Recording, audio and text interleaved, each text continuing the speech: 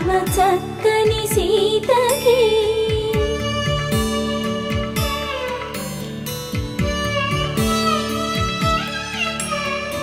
ఎర్ర జాబిలి చేయి